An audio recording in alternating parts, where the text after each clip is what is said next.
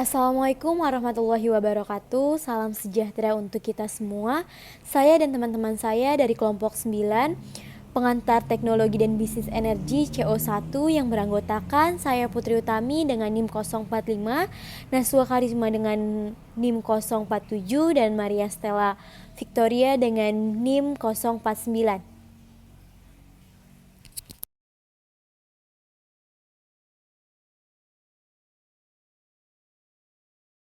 Kelompok kami memilih energi angin di Amerika Serikat. Apa sih angin? Angin adalah udara yang bergerak. Angin ini bersifat terbarukan, jadi energi angin tidak akan pernah habis selama bumi masih berputar. Energi angin juga menjadi salah satu energi yang penting bagi bumi, karena energi angin ini memiliki banyak sekali manfaat. Mengingat banyak sekali perkembangan-perkembangan yang terjadi di era saat ini, seperti perkembangan ekonomi, perkembangan infrastruktur, perkembangan industri, serta semakin meningkatnya pertumbuhan penduduk. Hal ini tentunya mengakibatkan pasokan listrik pun atau permintaan listrik pun semakin bertambah. Sedangkan pembangkit listrik yang ada sekarang tidak seimbang dengan kebutuhan listrik di setiap sektor yang ada. Dari hal tersebut, akhirnya mengakibatkan orang-orang yang ada di suatu negara memutar otak memikirkan bagaimana menghasilkan sebuah energi listrik yang besar yang dapat memenuhi kebutuhan energi di dalam negaranya. Namun ada faktor pendorong lain, yakni pemanasan global, yang mengakibatkan orang-orang ini berpikir bagaimana menciptakan energi besar yang dapat memenuhi kebutuhan dengan tingkat polusi yang rendah sehingga tidak mencemari lingkungan. Angin menjadi salah satu sumber energi yang ramah lingkungan karena tidak menghasilkan limbah yang dapat mengotori lingkungan. Sejak tahun 2000 sebelum Masehi, angin ini sudah dijadikan sebagai energi alternatif karena dianggap sebagai energi yang ramah lingkungan dan bersih. Energi angin ini juga menjadi salah satu energi yang menjanjikan untuk beberapa tahun ke depan. Selain itu, energi angin juga menjadi salah satu upaya untuk mengurangi karbon dioksida karena dengan penggunaannya yang terus-menerus tanpa takut adanya polusi udara. Energi angin juga telah terbukti dapat melampaui kebutuhan listrik nasional. Sekarang saya akan menjelaskan tentang proses atau metode konversi energi angin menjadi energi listrik. Jadi sebenarnya energi angin itu memiliki energi kinetik. Nah, nantinya ini energi kinetik akan kita ubah menjadi energi mekanik menggunakan turbin angin seperti itu. Lalu dalam proses konversi ini komponen yang paling penting adalah generator. Jadi prosesnya adalah sebagai berikut. Angin akan memutar pada turbin angin, lalu kemudian setelah angin telah diputar oleh turbin angin akan diteruskan ke rotor. Nah, rotor ini nantinya akan berputar, rotor yang ada di generator akan berputar seperti itu. Jadi rotor ini tuh letaknya ada di belakang turbin angin. Lalu setelah itu di generator energi gerak akan berubah menjadi energi listrik dengan teori medan elektromagnetik. Selanjutnya di sekeliling poros ada stator yang berbentuk kumpulan kawat seperti loop, seperti lingkaran-lingkaran seperti itu. Lalu saat poros generator berputar, flux yang ada pada stator akan mengalami perubahan dan yang nantinya akan menghasilkan tegangan serta arus listrik. Lalu tegangan dan arus listrik yang dihasilkan ini itu berupa alternating current yang gelombangnya kurang lebih bersifat sinusoidal.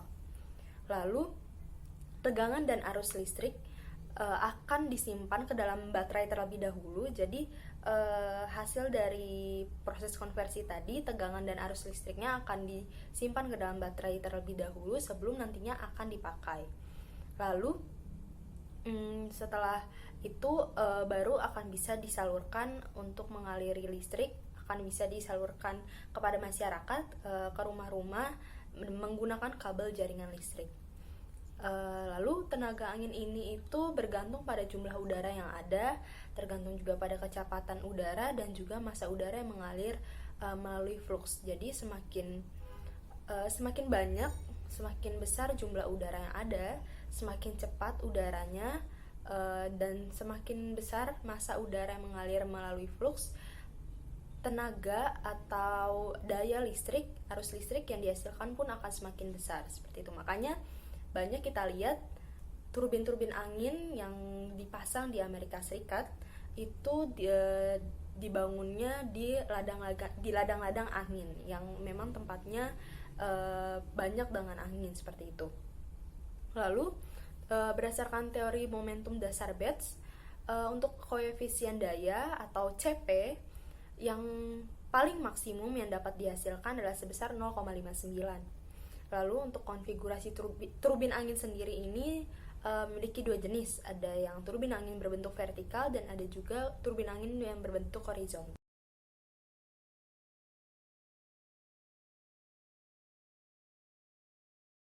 Selanjutnya saya akan menjelaskan tentang potensi dan pemanfaatan energi angin.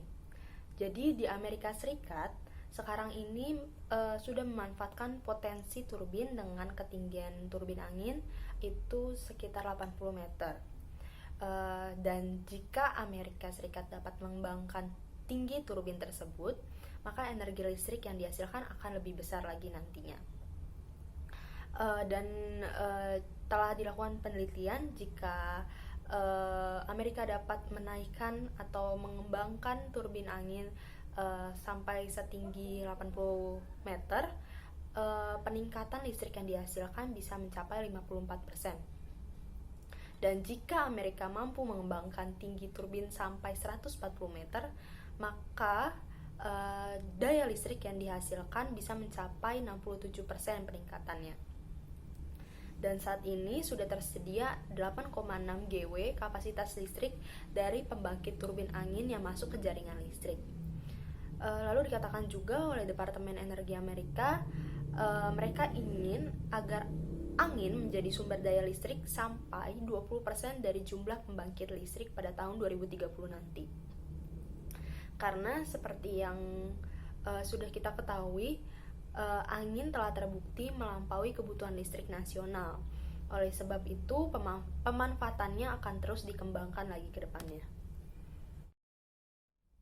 Amerika sendiri sudah menyediakan proyek kecil di pesisir timur laut Amerika, tepatnya di Samudra Atlantik, dan mereka mengharapkan proyek ini dapat rampung, dapat selesai akhir tahun depan, seperti itu, dan akan menyediakan kebutuhan listrik bagi sekitar 17.000 rumah. Dan lebih dari 20 tahun sejak konstruksi pertama di Denmark, saat ini kurang lebih ada 2.500 turbin yang tersambung dengan jaringan listrik benua itu, dan akan terus berupaya untuk meningkatkan agar hasil yang didapatkan bisa lebih banyak lagi dari yang sebelumnya.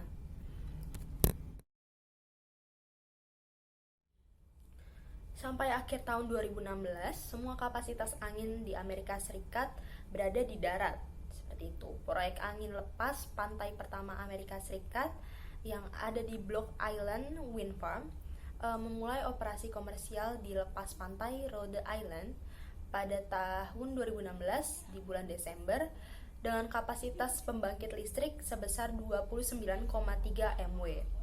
Dua proyek angin lepas pantai lainnya di lepas pantai Ohio dan Virginia belum dibangun, tetapi sedang mencari persetujuan peraturan seperti itu. Jadi Amerika Serikat akan terus mengembangkan, jadi tidak hanya membangun turbin angin di daratan, tapi juga akan membangun turbin angin di lepas pantai seperti itu. Untuk fasilitas pembangkit angin, rata-rata di Amerika Serikat sendiri sudah tersedia dari sekitar 50 turbin seperti itu. Namun pusat energi angin Alta di Kern County di California adalah situs tenaga angin terbesar di Amerika Serikat dengan 586 turbin dan kapasitas gabungan sebesar 1.548 MW di beberapa proyek terpisah. Sekarang kita lanjut ke bagian ekspor dan impor energi angin Amerika Serikat. Amerika Serikat sendiri telah mengekspor energi angin ke Yogyakarta. Gubernur Daerah Istimewa Yogyakarta memastikan usai menyetujui investor asal Amerika Serikat untuk membangun PLTB di Yogyakarta, nantinya PLTB ini akan dibangun di Kota Bantul, Yogyakarta dengan kapasitas listrik yang akan dihasilkan sebesar 50 MW.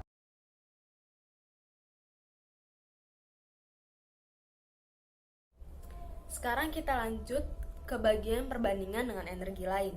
Kali ini energi angin akan dibandingkan dengan energi yang dihasilkan oleh batu bara.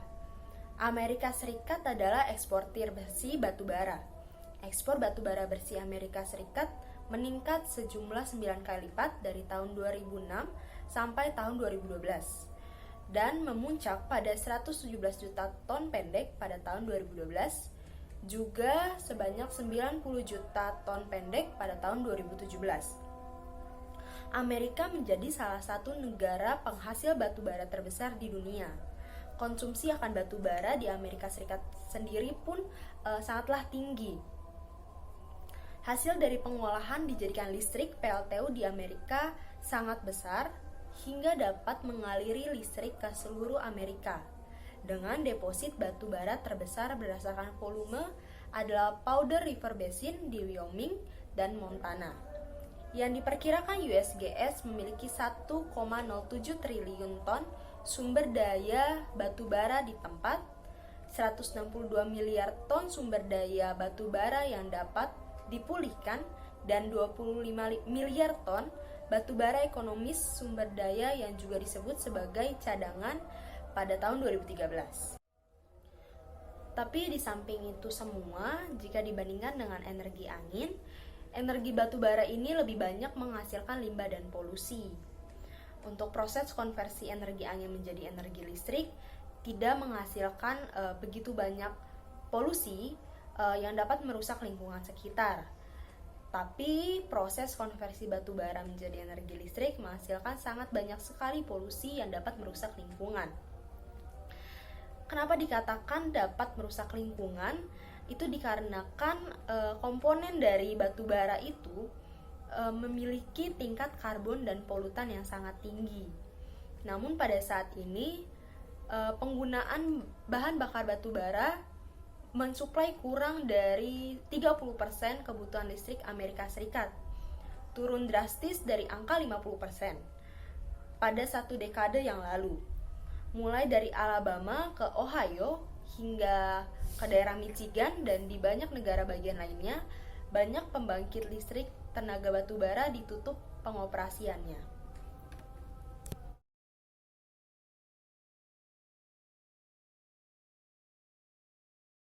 Assalamualaikum warahmatullahi wabarakatuh. Saya Naswan NIM 047. Jadi saya akan melanjutkan pembahasan mengenai kebijakan energi angin yang ada di Amerika Serikat. Jadi seiring pertumbuhan energi angin sebagian besar diakreditasi oleh kebijakan publik yang memberikan intensif dan kemajuan teknologi, menjadikan energi angin ini menjadi salah satu dari beberapa pilihan energi terbarukan yang berkompetitif dalam biaya. Lalu kebijakan energi angin ini telah memiliki dua pendekatan untuk memajukan industri di sana. Salah satu pendekatan yang ada itu untuk meningkatkan implementasi atau meningkatkan segala macam teknologi yang ada di Amerika Serikat. Atau ada juga kebijakan yang bertujuan untuk memajukan seluruh industri secara menyeluruh. Atau bisa juga dibilang menggabungkan antara teknologi dan implementasi. Lalu kebijakan energi angin di Amerika Serikat modern ini bertepatan dengan permulaan industri angin modern Amerika Serikat yang dimulai pada awal tahun 1980-an dengan mendatangkan turbin angin skala utilitas di California di ladang angin Almond Pass. Lalu karena proyek-proyek angin awal ini tuh didorong sama kredit pajak investasi berdasarkan instalasi daripada kinerja, jadi mereka ini diganggu dengan masalah produktivitas yang rendah dan keandalan dari keandalan dari bagian peralatan. Lalu kredit pajak investasi ini berakhir di tahun 1986 yang memaksa investor untuk fokus kepada peningkatan keandalan dan efisien turbin mereka pada saat itu. Lalu di tahun 1990-an mereka meningkatkan jenis kredit pajak baru, yaitu kredit pajak produksi, yang tujuannya ini untuk mendorong peningkatan dari teknologi pada turbin angin yang lebih jauh dengan mendorong investor untuk fokus kepada output listrik daripada instalasinya itu sendiri. Lalu selanjutnya dijelaskan juga sebagian besar negara di Amerika Serikat ini memiliki kebijakan energi untuk membantu adanya mendukung pengembangan energi angin. Kebijakan negara menawarkan intensif dan kredit pajak untuk produsen dan konsumen itu sendiri untuk membuat energi angin yang lebih terjangkau untuk kedepannya. Lalu dalam kredit pajak ini juga ditujukan untuk keuangan pribadi atau nilai properti. Jadi standar portofolio terbarukan ini atau RPS ini dan program hibah negara juga digunakan untuk meningkatkan penggunaan energi angin di Amerika Serikat. Dengan menggunakan intensif ini, Amerika Serikat ini dapat membuat tenaga angin lebih menonjol atau lebih maju gitu untuk mendorong sumber energi terbarukan. Lalu dalam upaya untuk mengurangi ketergantungannya juga pada minyak asing, lalu untuk melindungi lingkungan sekitar di sana dan bisa juga menstabilkan biaya energinya. Lalu bagian ini juga menguraikan berbagai intensif keuangan yang tersedia oleh negara. Lalu di dalam program yang telah dirancang untuk meningkatkan pengembangan dan penggunaan tenaga angin, itu juga bisa menampilkan persyaratan perizinan dan peraturan negara. Jadi biasanya dilakukan di tingkat daerah gitu, yang penting diketahui untuk sebelum pemasangan turbin angin di Amerika Serikat.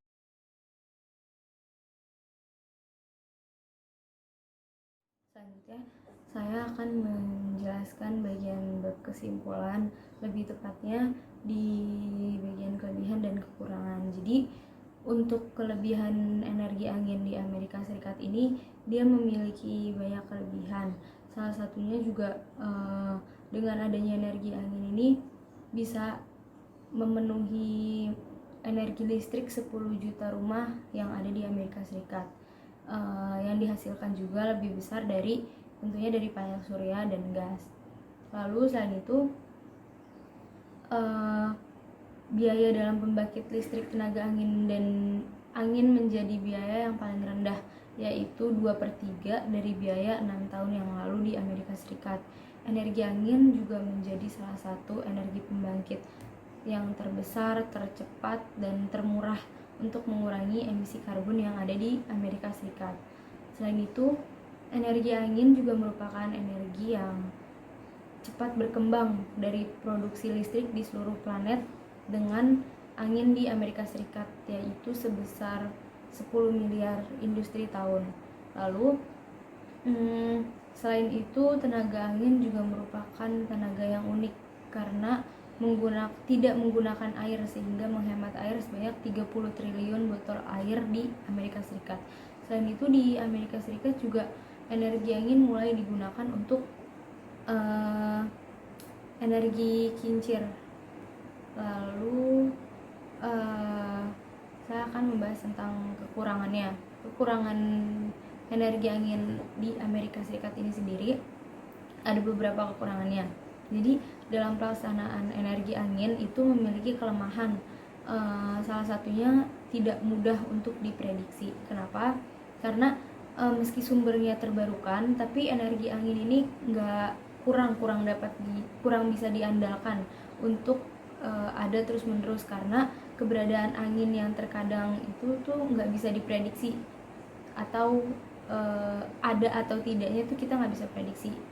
Lalu angin juga membutuhkan area yang sangat luas karena memerlukan jumlah turbin yang banyak. Selain itu, energi angin juga dianggap menyebabkan kebisingan atau keberisikan dan mengganggu penduduk yang ada di sekitar situ, yang di dekatnya. Lalu energi angin juga dapat dianggap sebagai ancaman bagi kehidupan liar. Kenapa? Karena hal ini tuh disebabkan oleh